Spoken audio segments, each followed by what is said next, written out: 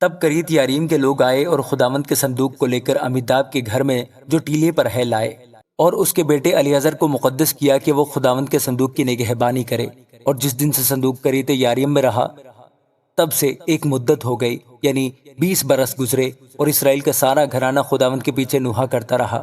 اور سموئیل نے اسرائیل کے سارے گھرانے سے کہا کہ اگر تم اپنے سارے دل سے خداوند کی طرف رجوع لاتے ہو تو اجنبی دیوتاؤں اور استارات کو اپنے بیچ سے دور کرو، اور خداوند کے لیے اپنے دلوں کو مستعد کر کے فقط اسی کی عبادت کرو، اور وہ فلسطینیوں کے ہاتھ سے تم کو رہائی دے گا۔ تب بنی اسرائیل نے بالیم اور استارات کو دور کیا اور فقط خداوند کی عبادت کرنے لگے۔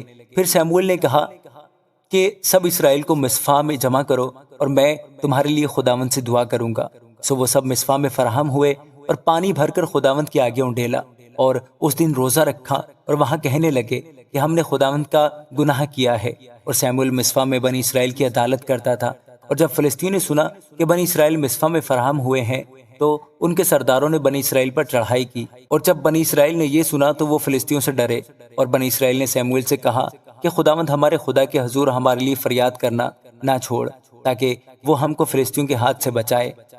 اور سموئیل نے ایک دودھ پیتا برہ لیا اور اسے پوری سوختنی قربانی کے طور پر خداوند کے حضور گزرانا۔ اور سموئیل بنی اسرائیل کے لیے خداوند کے حضور فریاد کرتا رہا، اور خداوند نے اس کی سنی۔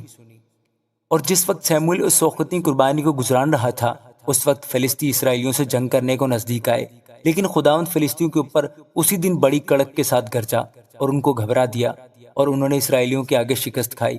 اور اسرائیل کے لوگوں نے مصفا سے نکل کر فلسطینیوں کو رگیدہ اور بیت کر کے نیچے تک انہیں مارتے چلے گئے۔ تب سموئیل نے ایک پتھر لے کر اسے مصفا اور شین کے بیچ میں نصب کیا، اور اس کا نام ابن عزر یہ کہہ کر رکھا کہ یہاں تک خداوند نے ہماری مدد کی۔ سو فلسطی مغلوب ہوئے اور اسرائیل کی سرحد میں پھر نہ آئے، اور سموئیل کی زندگی بھر خداوند کا ہاتھ فلسطینیوں کے خلاف رہا۔ اور اکرون سے جات تک کے شہر جن کو فلسطینیوں نے اسرائیل سے لے لیا تھا، وہ پھر اسرائیلیوں کے قبضہ میں آئے، اور اسرائیلیوں نے ان کی نواحی بھی فلسطینیوں کے ہاتھ سے چھڑا لی، اور اسرائیلیوں اور اموریوں میں صلح تھی۔